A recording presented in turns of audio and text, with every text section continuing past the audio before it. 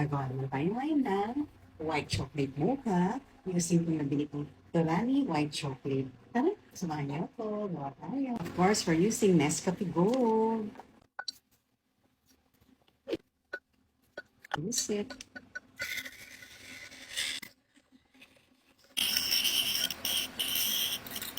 Consistency.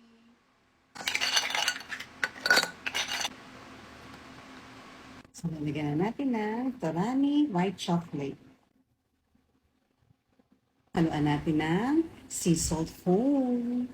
Look! Set na yung ating white chocolate mocha. Grabe, ang bango.